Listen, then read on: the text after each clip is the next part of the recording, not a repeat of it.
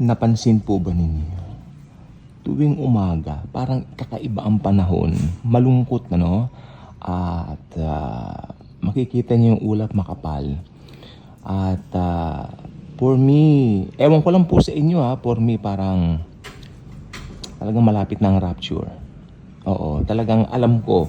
Wala akong sinasabing rapture sa ganito, rapture sa ganyan. Malapit na pong talaga. Mga kababayan ko at kapatid, receive Jesus now. I don't know about you. Pero sa totoo lang po, sandali po. Yang mga pagbabago sa klima, mga pagbabago sa asal ng tao, napansin nyo ba nagbago ang diwa ng mga tao after ng COVID-19? Maraming nagbago. Dati pupunta kami sa mall, may makikita kang Odyssey, makikita kang bilihan ng mga DVD, mga CD. Di ba ngayon wala na yon. Dati uso ang plaka, uso ang cassette tape, ngayon hindi na uso. Parang dumali lahat ngayon dahil naging sa technology. Dati kung gusto mo ng pelikula, pupunta ka ng sinihan, manonood ka. Hindi na, wala na ngayon yun, hindi na masyado. Although meron pang iba. At higit po sa lahat, magpapadala ka ng sulat dati kay hirap. Ngayon kay dali na lang, mag-message ka lang, di ba?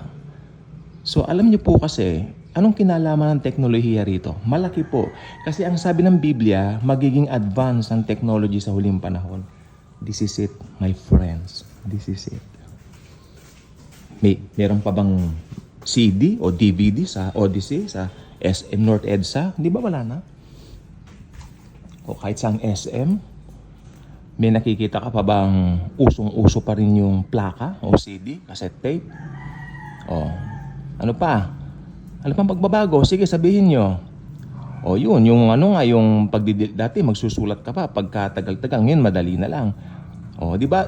Lahat nasa atin ng nasa atin ng mga gadgets ngayon Kasi patunay po yan na sabi ng Biblia, mag-i-increase ang knowledge ng tao sa huling panahon. This is it, my friends, this is it. Ito na yung panahon na yon. Amen? So, ayan, ewan ko po sa inyo, kung tinanggap nyo na si Jesus sa inyong mga puso, sana gawin nyo na po. Mahirap pong maiwan sa rapture. First day nun, chaos. Disaster. Catastrophe. Kung may mga born again na na driver o piloto ng bus o kaya ng mga airplanes, yung mga airplanes babagsakan yan, tapos yung mga buses magbabanggaan yan, madederail naman yung mga trains dahil siyempre kung born again yung nagdadrive, aalisin ni Jesus sa mundo yan. Hindi ko lang po sigurado talaga sa mga hayop nating alaga. I hope makasama rin po natin sila kasi napamahal din po sila sa atin, di po ba? So yun lang, something to think about this morning. Malapit na po talaga ang rapture. At ang Iran talagang gagantirin sa Israel. No? In fact, may lumabas daw po na video na nainsulto ang Islamic religion. Hindi po natin alam what will happen in the future. Let's just pray for them na yan. Pero alam nyo, ipag-pray pa ba natin ng isang bagay na mangyayari na, di ba? Although, ipag-pray pa rin natin na bahala na si Lord sa lahat. Pero itong sasabihin ko, the scriptures will be fulfilled. Hindi pa ako nag-devotion. No? Mamaya mag-devotion ako. So, ayan ang na-observe ko. At saka ang humid, mataas na ang humid. Ngayon, mainit ang panahon. Maulap. Ayang ulap na yan, signos yan ng pag-iba ng mundo. Sorry, busog ako. Tapos, siyempre, nandyan din yung mga hurricane. Sa Amerika, may hurricane daw ngayon doon. Hurricane na iniiwasan ng mga tao. Sobra yan, buhawi yan, iikot-ikot yan, no?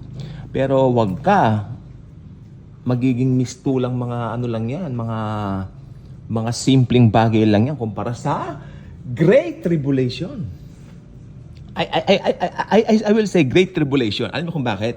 Kasi sa tribulation, magpapakitang gilas pa yung Antikristo Parang good lahat doon In fact, mayroon pa ako nabasa na magpapalitan pa sila ng mga regalo sa tribulation Di ba?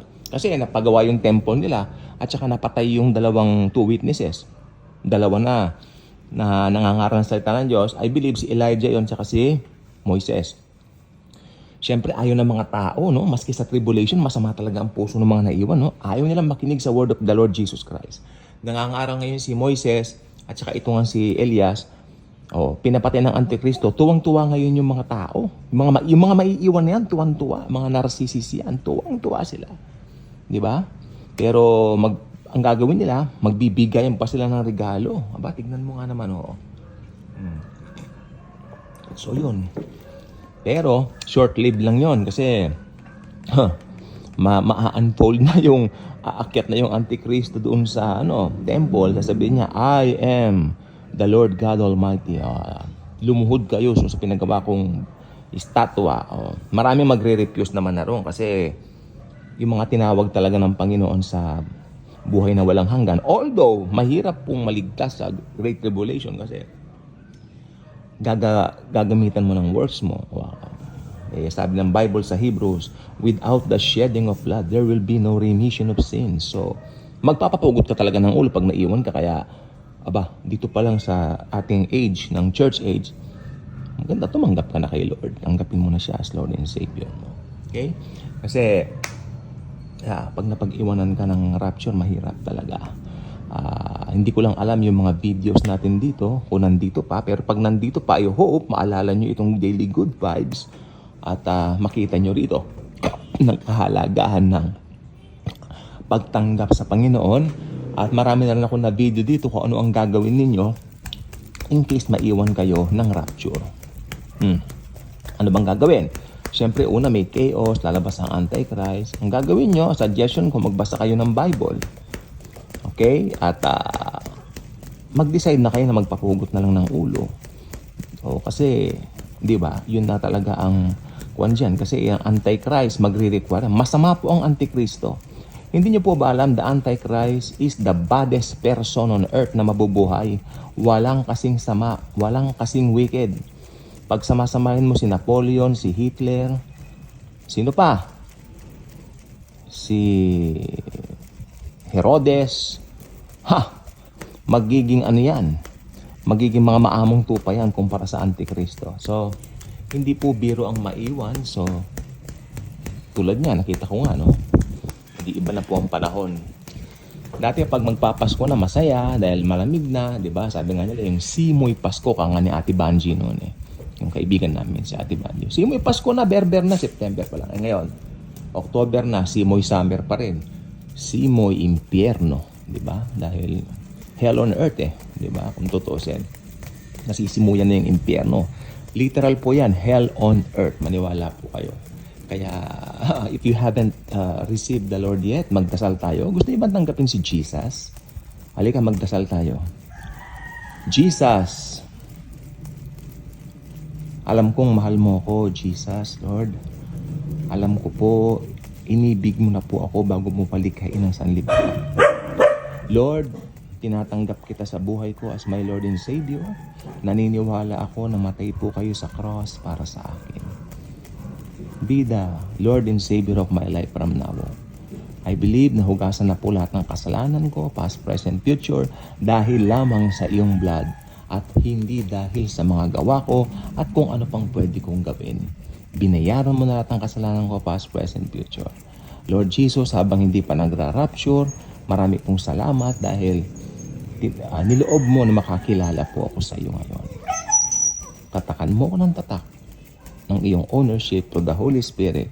God the Father, thank you po for sending Jesus, your beloved Son, God the Son on earth to pay for all of our sins, past, present, future. Marami pong salamat, God the Father, God the Son, God the Holy Spirit. Thank you po. In Jesus' mighty name, Amen. Yan po ang hindi mapigilan. I'm so sorry po dahil ito po talagang mga asong ito parang may sayad sa utak. May sayad nga yata So ayan. Ayan po mga kaibigan ko at mga kababayan, decide for Jesus. Dahil wala po akong ibang maiaambag sa inyo. Wala naman akong malaking church, wala naman akong malaking institution. Against naman na kasi ako doon. Pero I'm a Christian, I'm a born-again Christian na nagbabahagi ng katotohanan lang sa Biblia. Yun lang po, bye-bye.